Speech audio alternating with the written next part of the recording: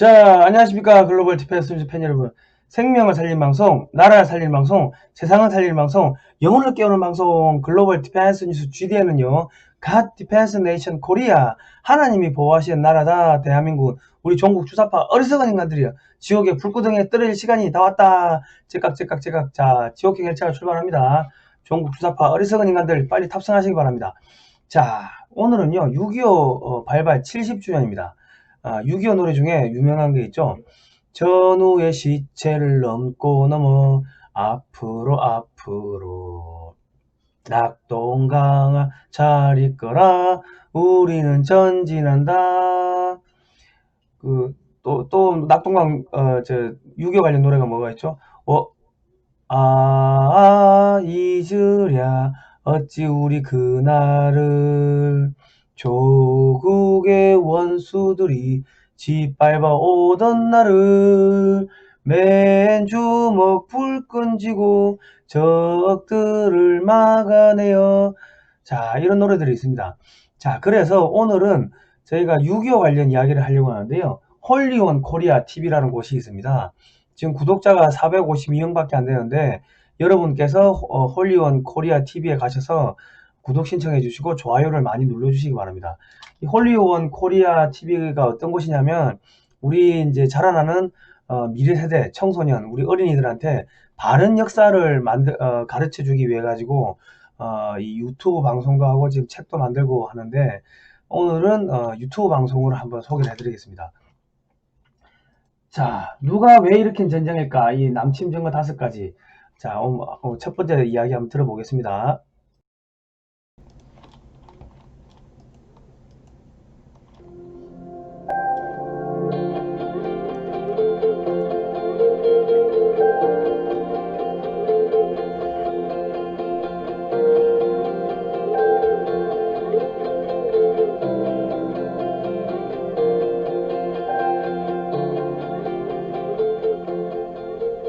안녕하세요. 홀리원 코리아 TV에 오신 여러분을 환영합니다. 여러분의 사랑과 응원으로 홀리원 코리아가 드디어 유튜브 방송을 시작하게 되었습니다.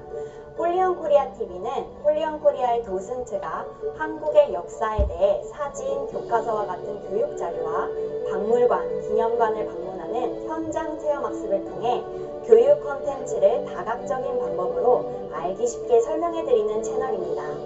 유익한 영상으로 앞으로 여러분을 찾아뵐 예정이니 구독, 좋아요 눌러주시고 많은 시청 부탁드립니다. 오늘 홀리원 코리아가 여러분을 위해 첫 번째로 준비한 영상은 이야기로 듣는 6.25 전쟁 사진전입니다. 2020년은 6.25 전쟁이 발발한 지 70주년이 되는 해입니다. 자유를 지키기 위해 많은 분들의 숭고한 희생이 있었음을 기억하고 또 속히 통일이 오길 바라는 마음을 담아 홀리원 코리아에서 특별히 기획하게 되었습니다. 총 11편의 이야기를 통해 6.25 전쟁의 생생한 역사 사진과 꼭 알아야 할 기초 지식 그리고 에피소드를 전해드리니 유익한 정보 많이 얻어가시길 바랍니다. 그럼 이야기로 듣는 6.25 전쟁 사진전 제1편 6.25 전쟁의 발발과 남침 증거 이야기를 시작하겠습니다. 6.25 전쟁, 우리나라의 분단의 아픔을 초래한 전쟁이자 이 땅의 자유를 지켜낸 전쟁인데요. 오늘은 6.25 전쟁이 언제, 어디서 일어난 전쟁이고 누가 왜 일으킨 전쟁인지 그 증거가 무엇인지 알아보도록 하겠습니다. 6.25 전쟁은 1950년 6월 25일부터 1953년 7월 27일까지 약 3년 1개월간 남북한을 포함한 한반도에서 일어난 전쟁입니다. 정확히는 1950년 6월 25일 서울시각 새벽 5시, 평양시각 새벽 4시에 북한의 조선인민군이 남한을 침략하면서 시작되었습니다. 그래서 6.25 남침 전쟁으로 부르기도 합니다. 조선인민군, 중국인민지원군으로 대표되는 공산주의 세력과 한국군, 국제연합군으로 대표되는 자유민주주의 세력이 대결한 국제전이자 이념전쟁이었습니다. 소련제 무기를 지원받은 북한은 일방적으로 남한을 공격하였고 당시 무기와 군사력이 북한보다 뒤떨어졌던 남한은 속수무책으로 당할 수밖에 없었습니다. 그렇다면 6.25 전쟁은 도대체 누가 왜 일으킨 전쟁일까요? 전쟁을 일으킨 주범은 북한의 김일성, 소련의 스탈린, 그리고 중국의 마오쩌둥입니다. 김일성은 한반도의 공산 통일, 그리고 조국 해방이라는 목적으로 전쟁을 일으키고자 했습니다. 그는 소련의 스탈린을 직접 방문하거나 편지를 보내는 방법을 통해 전쟁을 허락해 줄 것을 약 40번 이상 요청합니다. 스탈린은 김일성의 이런 야심을 뒤에서 도왔습니다. 스탈린도 공산주의가 확산된다면 굉장히 유리한 것이었기 때문에 그는 북한의 전쟁 준비를 전략적으로 도와줍니다.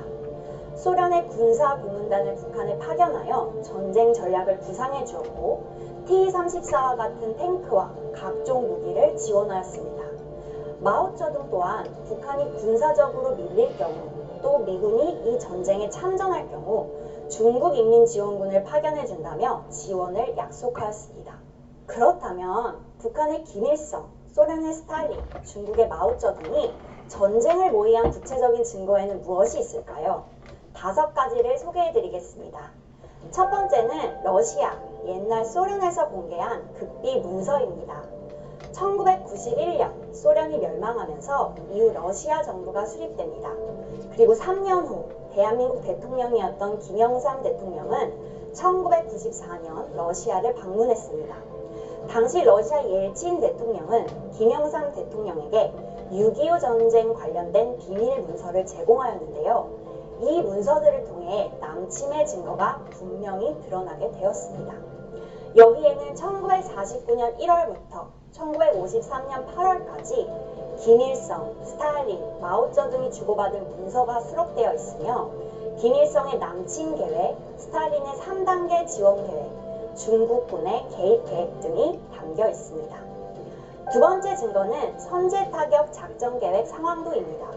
사진에서 보시는 이 지도는 남한을 어떻게 정복할 것인지에 대해 북한과 소련이 함께 작성한 전투 계획서입니다. 3일 내에 서울 부근의 한국군 주력 부대를 섬멸한 후 남해안까지 진출한다는 3단계 계획으로 이루어져 있습니다. 침투 계획을 치밀하게 먼저 준비했던 북한과 소련의 전쟁 계획이 담긴 증거라 볼 수 있습니다. 세 번째는 조선인민군의 전투명령 1호입니다. 북한은 사전에 공격 개시 명령 암호도 만들어 두었습니다. 1950년 6월 22일 조선인민군 제4사단에서 발행한 전투명령 제1호는 북한이 공격을 시작할 때 서로 주고받는 신호를 암호명 폭풍으로 정한다는 내용이 담겨 있습니다. 공격 개시를 위한 암호를 미리 만들었다는 것은 전쟁을 사전에 준비했다는 명백한 남침 증거로 볼 수 있습니다. 네 번째는 후르시초프의 회고록입니다.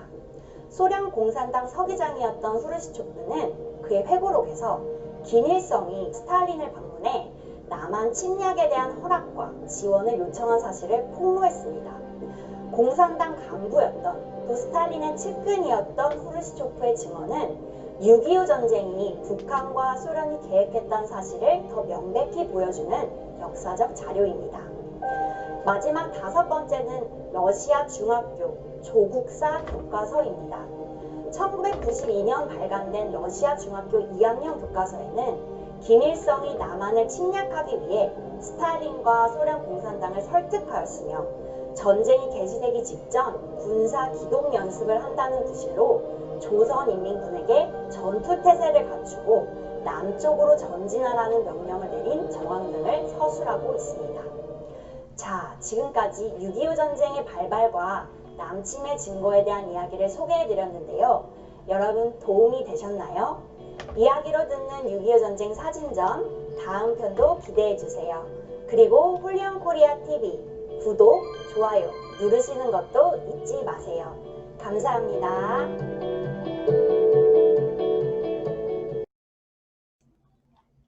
자, 보셨습니까? 아유, 잘 만들었죠?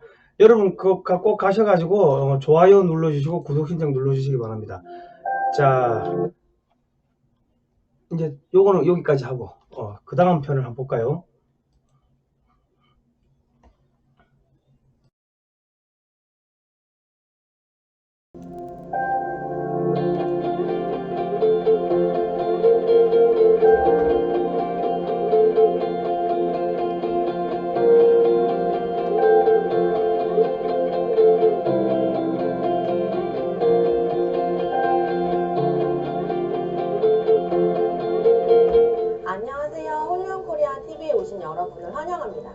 오늘은 이야기로 듣는 6.25 전쟁 사진전 제3편 낙동강 방어선 전투와 낙동강 방어선 전투의 영웅 이야기입니다.